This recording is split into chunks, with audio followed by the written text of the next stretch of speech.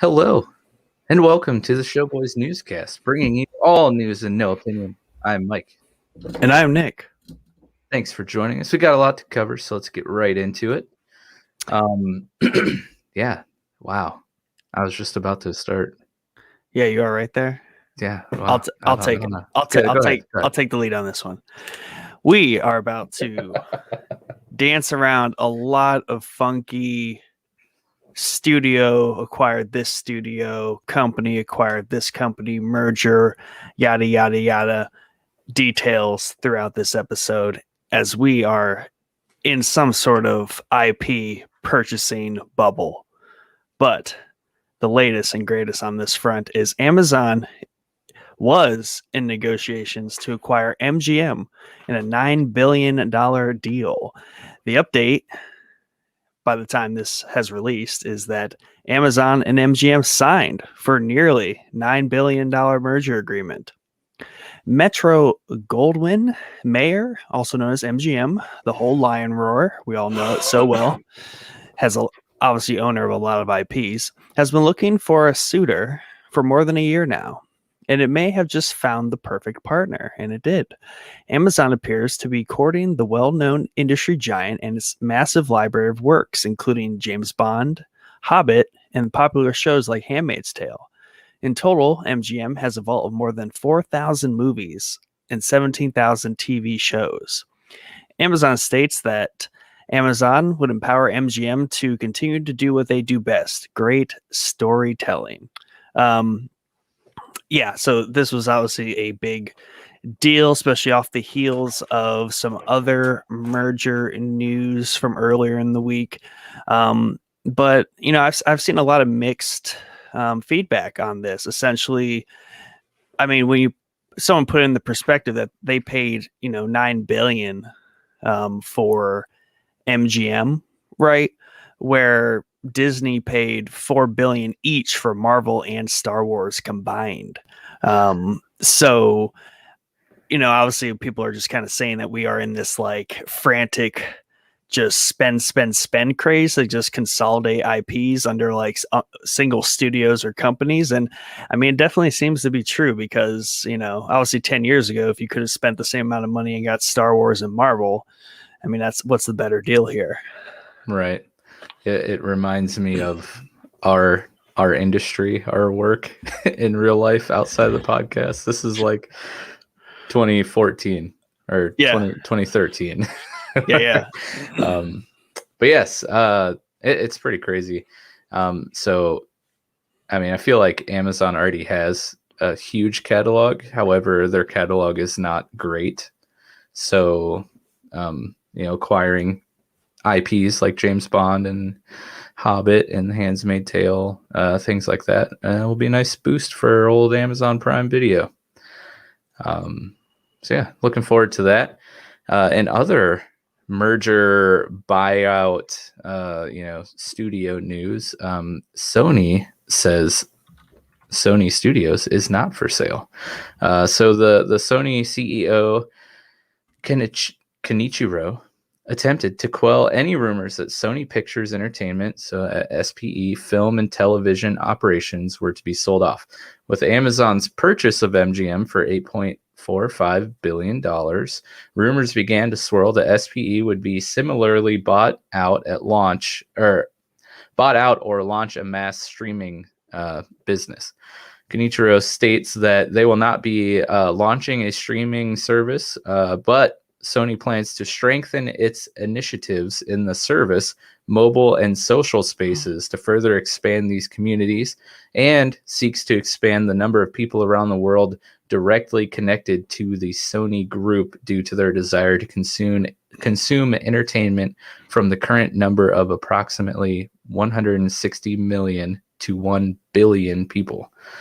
I've seen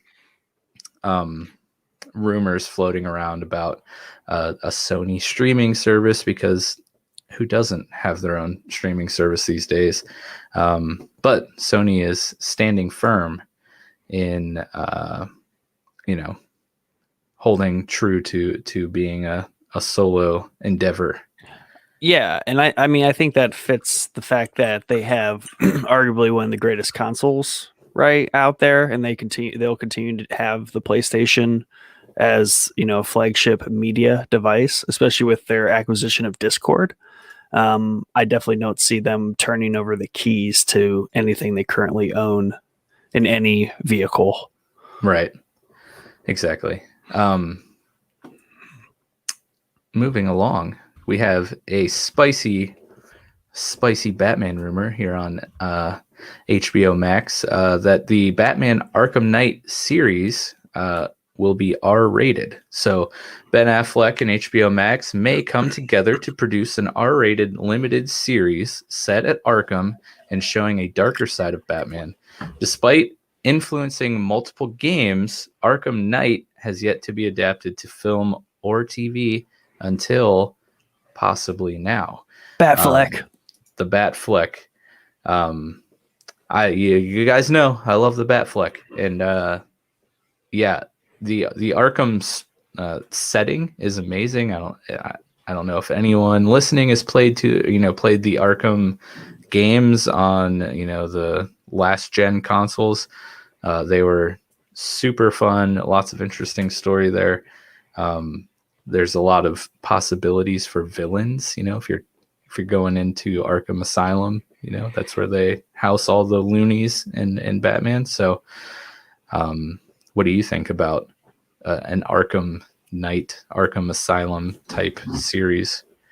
No, I could definitely get behind that. It's been tossed into other Batman series, or at least referenced, and I always thought that was cool. But definitely a series revolving more around it would be cool, especially since we can only do so many Batman movies so many years in a row. So I definitely think they need to explore this very interesting world. Yes, and we have another rumor revolving around this series as well, that Deathstroke might be the main villain in the Arkham Knight series. So with the rumors of the Arkham Knight HBO series, rumors have been renewed that Deathstroke and Batman will finally face off. Those opening on this possibility have hinted that viewers should not hold their breath, though. Unfortunately, the feeling is that this is more of a wish and less of a reality at the current time. So who knows? Maybe someday we'll get who was it that appeared as Deathstroke in the Batman vs Superman post-credit scene? Oh shoot, I can't remember his name, but he is really interested in playing live action Deathstroke. I know we got a live action Deathstroke in the Titans show on HBO, which was pretty good. But I would love to see the Deathstroke that was set up in the end of Batman vs Superman finally face off against the Batfleck. Moving along in some more DC snack Snyder. Snack. I mean, I see Snack Snyder. Yeah, good combination of both names there. But we have some more Zack Snyder and DC news for you guys. This one was originally a rumor, but details have been updated and has since been confirmed. So DC Comics, WB Games were sold in the AT&T Warner Media Discovery merger. So again, like Nick was talking about at the beginning, lots of selling, buying, merging going on with these studios lately. AT&T is partially unloading WB Games and all of DC Comics. This follows the news that AT&T is merging Warner Media with Discovery, creating a yet-to-be-named company hypothesized to be Warner Discovery. I see what they're doing there. They're dropping the B and picking up the D. Ayo. That was a terrible joke. Anyways, this will unify brands ranging from CNN to HBO Max. In return, AT&T will receive, hold on to your seats here, $43 billion in cash, debt securities, and other incentives. Per Discovery's CEO, Warner Discovery will spend about, quote, $20 billion on content. Hopefully some of that is restoring the Snyderverse. Hey. Yeah, I think not to get too deep into this, but this I feel like can only mean good things for fans of DC content. Yeah, well, so is AT&T kind of distancing themselves from WB? I think what they're doing is with this merger, giving Discovery's CEO kind of like control of the ship. Right. So that's good news because for sure, whatever Warner Bros. Was doing with their DC content was a giant raging dumpster fire. So anyone else, I will let anyone else take a crack at DC content. Can't be much worse than we've already gotten. So I'm just picturing kind of like a nature documentary, but like watching Arkham like people in their natural habitat. Yeah. Oh, that'd be great. Or you're just seeing like a true nature documentary, but then like Ben Affleck's just like sitting in a tree somewhere. As Batman. Yeah. No, just regular Ben Affleck. Oh, sure. Yeah. Just Bruce Wayne sitting in a tree somewhere. Here's another spicy. This might be the spiciest rumor on the docket tonight. But DC and WB could be sold to Disney, joining Marvel. This is funny. This is a hot take if I've ever seen one.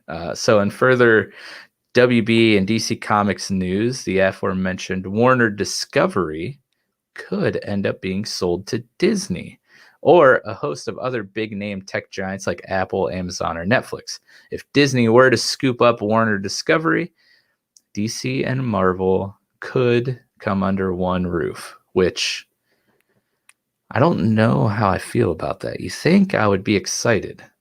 Well, I mean, it's probably more of like a sad thing, but when it comes to if Disney were to pull a move like that, they would just be like, okay, now watch this. They do the exact same thing that they did with Marvel and they make billions of dollars and everyone's just sad because then we just have two different versions of Marvel movies. Right, but WB could have at least done that much and been successful, but you know, Disney just has to step in and be like, listen, this is how you do it. Even though it's going to be the best, it's going to be the greatest. Plus, I'm kind of sick of Disney owning everything. Oh, yeah, low competition there, especially in the superhero verse, you know? Yeah. So, but I mean, hey, who knows? Maybe they would stick to the darker, grittier stuff, but highly doubted. But also highly doubtful that this will actually happen. But I just thought it would be pretty fun to include in the newscast tonight because it's being talked about. So taking bets on the price tag for that. Well, if the Warner Discovery merger was $43 billion, I can only imagine what Disney. No, Disney would probably be like, "I'll give you $2 billion for that," and then they would be like, "Okay." Wait, what? What happened? How did that? Never mind. Yeah. Damn it. Yes. We have. This is actually pretty exciting on the DC front. Injustice: Gods Among Us is getting an animated movie. So if you have ever played the Injustice fighter games, which I'm not much of a fighting game player myself, but one of the I can't speak right now. One of the few fighting games I've played of recent times is Injustice, and it was super fun. And actually, the storyline for Injustice is really interesting, and they came up with a whole like comic run and everything. But yeah, Injustice, associated with a couple of fighting style video games and several comics, like I just said, has been confirmed to be getting an upcoming direct-to-video animated movie. Based on a singular press release, the Injustice Gods Among Us movie will have a sneak peek released sometime this July. And I'm assuming we'll follow the storyline of the games and the comics. And interestingly enough, the whole alternate timeline in the Zack Snyder Justice League and the whole thing he was setting up there kind of plays heavily into the Injustice storyline of Superman turning evil and everyone trying to stop Superman. So I'm excited for this. DC's animated movies have just been, they are very, very good. So this should be right up there with the rest. Yeah, right. It's I just want to see more from that whole world. Wow. And maybe we should have warned people. I don't know if it's just because he's super trendy these days with all of the excitement around him and also the ear that people have for him, particularly WB, but this is the Zack Snyder portion of the newscast. So Zack Snyder says WB passed on a third 300 movie that he wanted to do. In a continuance of WB's ear towards Zack Snyder, he said that they have declined to take up his story for a third and final act of 300. Snyder states that the concept came out great, a beautiful love story with warfare, but it didn't really fit in as the third movie. Furthermore, he acknowledges that WB is not huge fans of his and that they're aggressively anti-Snyder. Yeah. And unfortunately, a lot of people are, which I don't get. We apparently love him because we talk about him all the time. Yeah. We're going to have our own Snyder Boys segment to go along with the Star Boys. All right. Yeah. Speaking of Zack Snyder, if you haven't yet, watch Army of the Dead on Netflix. Super fun movie. Yeah, that's all I'll say. Super fun. Speaking of Zack Snyder. Speaking of Zack Snyder, here on Snyder Boys, Zack Snyder still wants to do the Dark Knight Returns movie. So while Warner Brothers seems to have moved past the Snyderverse, Zack Snyder still has ideas for upcoming DC films. Snyder has recently discussed filming a Dark Knight Returns movie that pays homage to Frank Miller's comic series, which was amazing, by the way. He went on to say that he would do it 100% Watchmen style. There didn't seem to be much traction for this movie to be made or a return of the Snyderverse until the Snyderverse reportedly having a strong chance of being restored. So again, just continuing in the Snyder Boys segment, drawing back to the earlier discussion of the Warner Discovery merger, this all may point to signs of hope for the return of Snyder. The WB execs who have seemingly moved on from Snyder will now answer to Discovery president and CEO David Zaslav. Zaslav could push for the execs to usher in a new era of the Snyderverse. Whether he chooses to do so remains to be seen. But key words from portion of what you just said. Regardless of what is going to happen, he still has ideas for DC films. So yes. He's got ideas. He's just waiting for someone to say yes, go. Yes. And like I was mentioning earlier, WB will now answer to the Discovery CEO. So if he likes money, he might be like, straight to HBO Max, Snyder, do whatever you want. Who knows? Yeah, if DC happens to fall under another group of execs that just hate money, I mean, good Lord. I mean, yeah. I hope that's being studied in like some economics classes somewhere. Like, these are examples of people who hate money. Yes. Don't be like them. Don't be like them. If you want to be a CEO, just assume you like making money. Yes. Doesn't make sense otherwise. But that does it for our Snyder Boys segment. Next time we'll be sure to inform you when it begins. Though, does it really ever end? That's the question. Just happens sometimes. Yeah. So up next we have some more Knives Out 2 casting news. I think it was the last newscast maybe, or the one before, we had, Catherine Hahn joining the cast. We had Dave Bautista joining the cast. Edward Norton, I believe, joining the cast. Well, now we have another cast member signing on, and that star is Leslie Odom Jr., who has recently earned 2 Oscar nominations for the Best Supporting Actor and Best Original Song. Following the success of Knives Out, Netflix acquired the rights to Knives Out 2 and 3 as a part of that ridiculous, like, nearly $500 million deal. The cast has now been confirmed to include, like we said, Catherine Hahn, Janelle Monáe, Dave Bautista, Edward Norton, and, of course, Daniel Craig. Super excited about Knives Out 2. The cast looks like stellar. That's awesome cast. And again, going back to Zack Snyder, Army of the Dead, Dave Bautista was actually pretty good in that movie. He got to like actually act, and it wasn't terrible. So I'm excited to see him in a movie like Knives Out, where assumingly he's not going to play like a giant meathead, jarhead guy. You're saying he wasn't acting in Marvel? Well, I mean, hey, he was funny in those movies. But yeah, what were you gonna say? No, nothing. Okay, this is probably my favorite piece of news. If you guys haven't forgotten about Tiger King, I'm here to remind you. The feds have seized all remaining big cats from Oklahoma private zoo that was featured in the Netflix Tiger King. So we got some more bad news for old Tiger King, and specifically Jeff Lowe.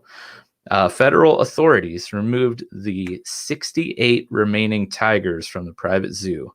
The action follows a federal civil complaint filed by the Justice Department last fall, and a judge's ruling that Lowe is breeding more tigers in violation of an early court ruling. Lowe's attorney insists that Lowe and his family want completely out of the big cat business. Tragic. Also, not surprising.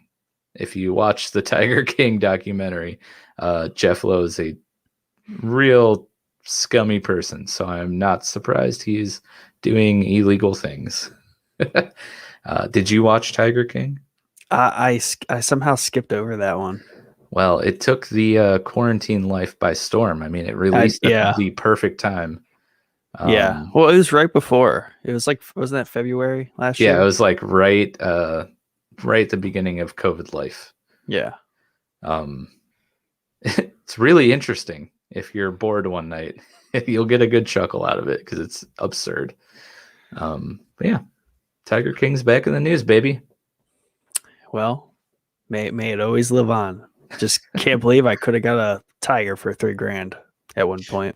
Yeah. Moving on, Netflix reportedly hiring for a gaming expansion. Netflix is allegedly increasing its efforts to break into the gaming scene. Reports state that Netflix has carried out discussions with veterans in the gaming industry in hopes of filling the gaming executive position and kickstarting their gaming initiative. Netflix has dabbled with gaming before, co-developing and publishing Stranger Things 3, the game, in case you didn't know, and an adaptation of one of its most popular TV franchises. Wait, hold on. Before you go on, there were 2 previous Stranger Things games? I'm just going to say they'd base it on the 3rd season. Oh. So Stranger Things 3, the game. Okay. I'm just going to assume that because I also did not know they would be like a 3rd. Like they must be really bad. I don't know. Yeah. But no, that'll be interesting. I mean, this also, I think, ties into the whole, all these companies, studios, they want like every branch hit. Amazon's trying to get their arm of gaming fully off the ground here with a hopefully big success in New World. Fingers crossed. Yeah. So this is just another one of these, tech companies turned studio of all shapes, sizes, and flavors. So 2 things. Okay. First, playing the New World Alpha, so fun. I'm having so much fun. Chop, chop, chop. Tink, tink, tink. Surprisingly, haven't been doing a lot of chopping. Been doing a lot of cooking and a lot of fishing. Secondly, Are they just going to be like developing games and then selling them? Or are they like adding a gaming section to your Netflix subscription that would work like a GameFly type thing? Oh, Which man. I don't know if you've ever heard of GameFly. No, but yeah. pretty much was Netflix of gaming. I wouldn't be surprised if they didn't do that. I mean, then I also kind of think of like they could do like the really rowdy Google thing where they have like Google has Stadia, which is basically a gaming streaming service. Like you don't even need, you just have to have like an internet connection and you can play games, which is really crazy. It's pretty cool. It's worth checking out. A lot of free stuff weekend to weekend. So yeah, gonna have to keep my eyes out for this more Netflix gaming stuff. Yeah, I mean, they got to fill a role here, which seems pretty critical, but they got a game out and probably some mobile game. Who knows? Yeah. Anyway, moving on to our most reoccurring segment, and that next to probably like DC Snyder. The Star Boys news segment is now here. Star Boys. I'm going to kick it off here with a rumor. We're about 50-50 for rumors tonight on the Star Boys segment. But rumor is Star Wars suggests Rey could show up in The Mandalorian Season 3. Daisy Ridley may be rejoining Star Wars universe as reports say she is in talks with Lucasfilms to bring Rey to Season 3 of The Mandalorian. Fans have theorized about a time jump between Seasons 2 and 3 of Mando, but will it be large enough to leap to how logically to allow the inclusion of Ridley's character? Speculators say that the time jump would need to be at least 22 years, which could be problematic to say the least. However, don't rule it out just yet. I think that would be a hefty time jump. Poor Mando. Poor Pedro. He'd be so old. But hey, as long as he's got that helmet on. Yeah, I guess it doesn't matter. I don't know how I feel about that. Sounds weird. Sounds like a very forced rumor. Yeah. It's not a rumor and has been 100% confirmed to be true. That's usually when you say what? Oh, what? That one thing that had everyone talking earlier this week? Yeah. That one thing that is J.J. Abrams being an idiot. Or just pointing fingers very nonchalantly to other idiots. I don't know. This was great. It was such a huge thing. So, J.J. Abrams admits that having a plan would have benefited the Star Wars sequel trilogy. No way. Yeah. So, in no shock to anyone who watched the sequel trilogy, J.J. Abrams concedes that films do, in fact, need to have a clear plan in place. Quote, because otherwise, you don't know what you're setting up. You don't know what to emphasize. Because if you don't know the inevitable of the story, you're just as good as your last sequence or effect or joke or whatever. But you want to be leading to something inevitable. What? Poor guy. They let this guy make movies? Like, for important franchises? In his defense, he, I think, was going to take it upon himself to have a plan. And then they kind of ryaned him. And then he had a bigger mess to clean up. So do you think this is more of him like throwing some shade at Disney and being like, hey, Disney, you idiots. You know, it's a good thing to do. Have a plan for your movies instead of whatever you did to all of us who directed one of these. Correct. I think it was kind of those things where they're like, hey, you want to direct a movie called Star Wars? He's like, yeah, heck yeah. Let's do it. And then they're like, okay. He's like, what's the plan? And they're like, we don't have one. We just need to push a movie out in like 2 years and then make a bunch of money. He's like, okay, I think, a good director that he is could work with it. But through all the turmoil that happened, it did not play out that well. Yeah, it is shocking because I have liked a lot of his past movies. Right.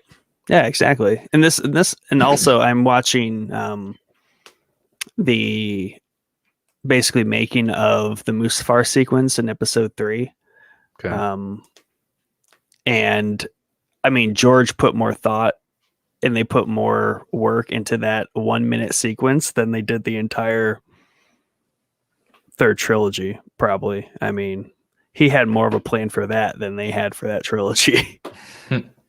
Yeah, and it just makes me nervous because J.J. Abrams is directing a new Superman movie. Hey, it'll be great. He has a plan. I hope so. WB, now Discovery. Of all places now that have plans, I'm not very confident in WB. Right. Disney couldn't give this man direction. What do you think WB is gonna do? Right. But in the same turn, he does come off as looking like an idiot because he's explaining a very simple concept in a very weird way. Like, you seen a plan because it makes things better. Like, no, duh. Yeah. Disney's like, thanks for falling on that sword, buddy. Yeah. In particular, Kathleen Kennedy's probably like, thanks for falling on that sword, man. Damn you, JJ. Anyways. Moving on. Got a couple of rumors here. Casting rumors. Who knows? I'm sure Mike might feel one way about this first one or another, but Brie Larson reportedly talking with Lucasfilm about playing Mara Jade in Star Wars. This was previously reported in connection to some potential Star Wars trilogies that are in the works, but Captain Marvel's star Brie Larson is a huge Star Wars fan and is working to land a role as Mara Jade in an upcoming Star Wars film. Mara Jade is a popular character among Star Wars fans and is seen as the only a matter of time before she made her way into the big screen. Mara Jade was the Emperor's top assassin who eventually married Luke Skywalker and became a Jedi Master herself. So this would be a very interesting character for them to flesh out. Is Brie Larson the best pick? I'm not sure. No, Mike just says no. Is this a comic character, I assume? Because I've never heard of this person. Books and comics, yeah. And it's technically would be non-canon until they brought her back. So it would basically just be putting a lot of fan favorite storylines into canon if they brought her back, because all the implications as it ties to Luke before the most recent trilogy. Basically, it's time after. I'm going to go out on a limb and say, please, God, anyone else. I give her a break. She might do great in Star Wars. Dude, the last thing she was good in was Scott Pilgrim. Dang. It's all downhill from there. Dang. Another rumor. Lucasfilm reportedly eyeing Millie Bobby Brown for a Star Wars role. Ayo. And further Star Wars casting rumors, MBB, Millie Bobby Brown, is allegedly also in talks with Lucasfilm to join Star Wars franchise. Details are sparse as she's not been linked to a specific role or project as of yet.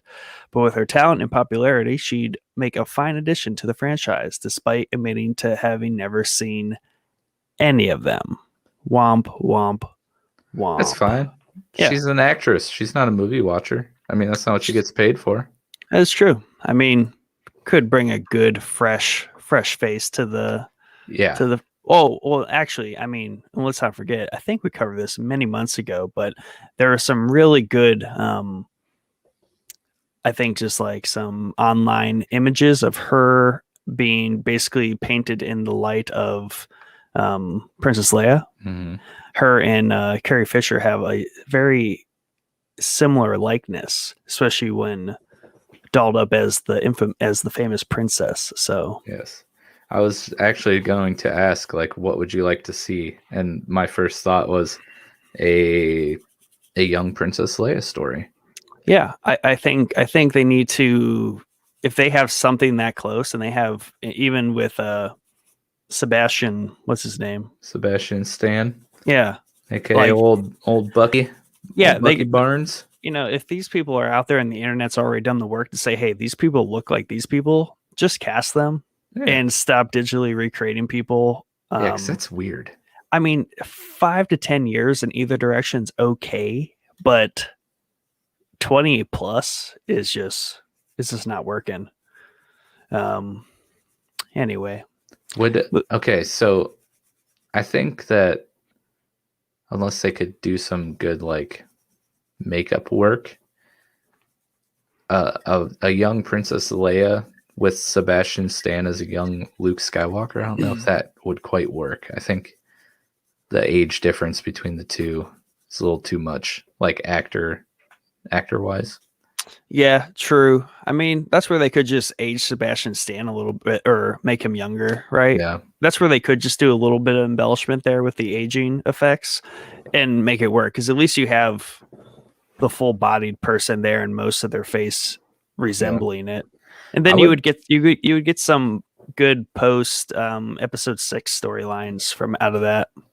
Yeah, and I would love to see him as Luke Skywalker. But at the same time, I would like to see like Star Wars movies not about Skywalkers. That would be cool. Hopefully that's the future.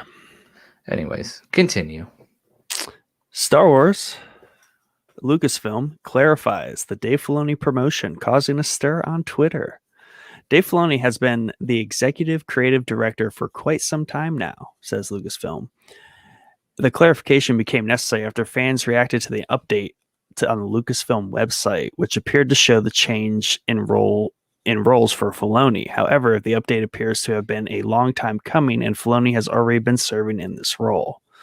This was also some big stir in the past couple of weeks here was that popped up.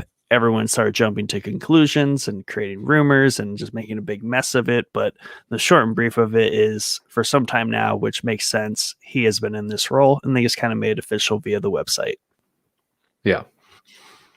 Which rightfully so. I mean, that's a perfect position for him.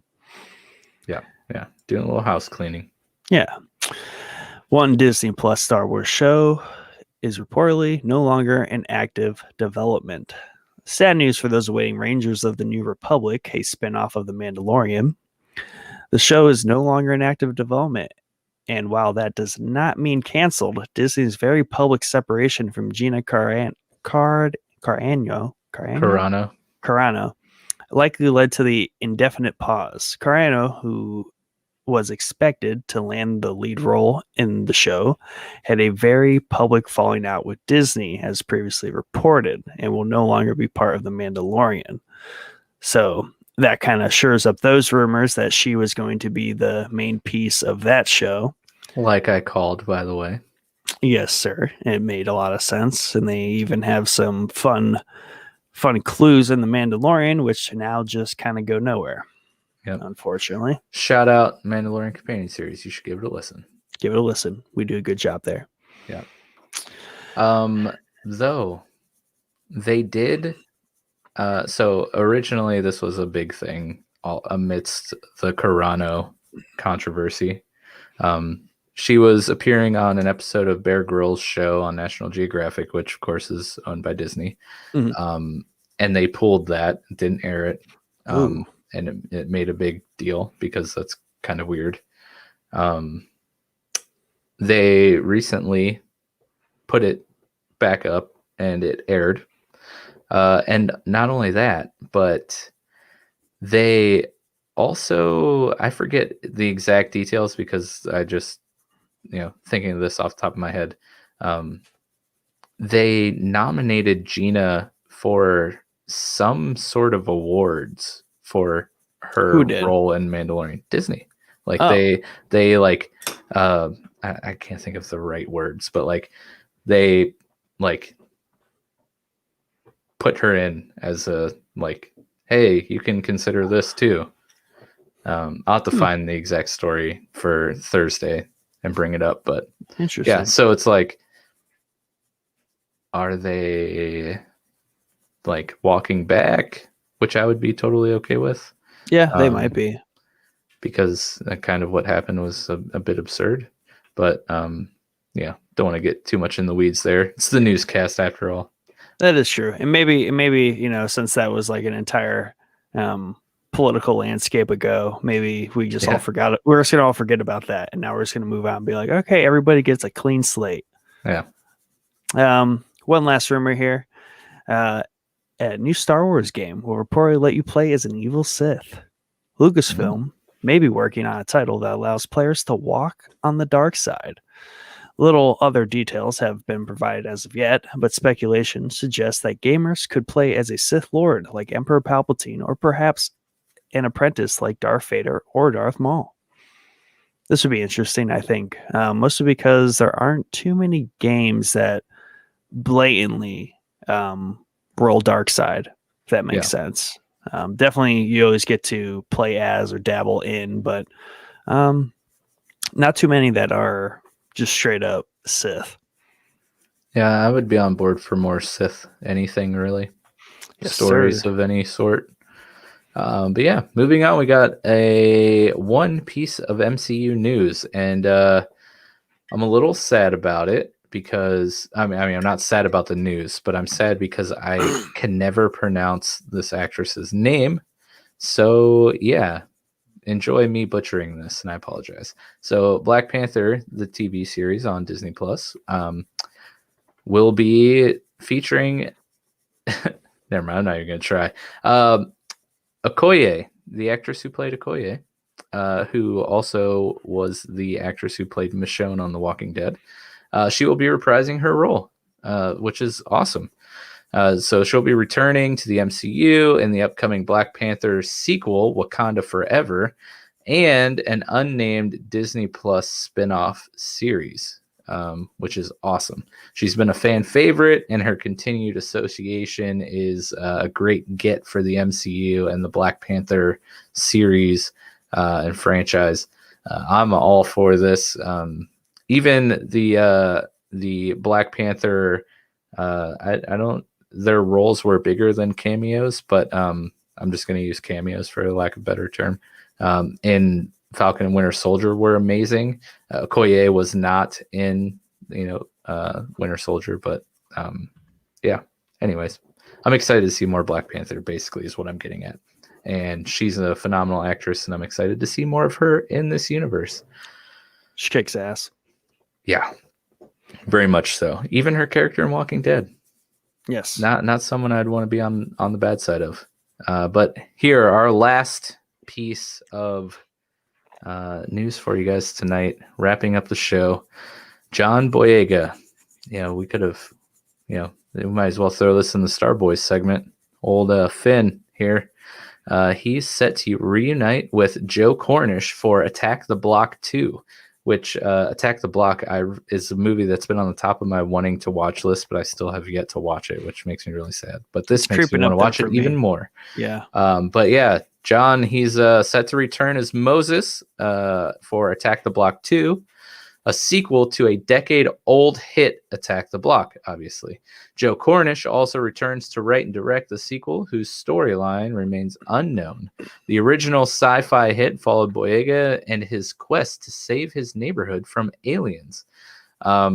Everything I've seen about this movie has the original Attack the Block has been overwhelmingly positive, and it's kind of one of those cult hits, Yeah. And I remember wanting to watch it when it came out and not doing so.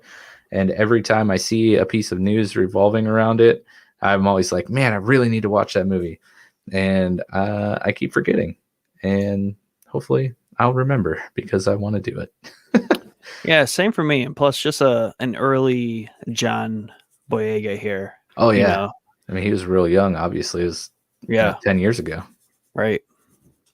Well, once again, thank you for joining us. We hope you found this both entertaining and informative. Please remember to like, share, and subscribe everywhere you consume our content. Find all the places we publish our content on our link tree, which is linktr.ee/showboyspodcast. Be sure to join our Discord server and become a member of the Showboys community to hang out with the Showboys staff and other listeners, as well as get some cool perks such as being able to see all the articles we had to choose from for this episode of the newscast, but we're not able to squeeze in to the episode. And there were a lot. All article links covered in the episode will also be available in Discord. If you have anything you would like us to cover in more detail or included in the show, please comment here or where available, or email us at showboyspodcast@gmail.com. And as Mike said, join us in our Showboys Discord. Yes. Thank you so much for tuning in, and we will see you guys on Thursday. Until then, Have a wonderful evening.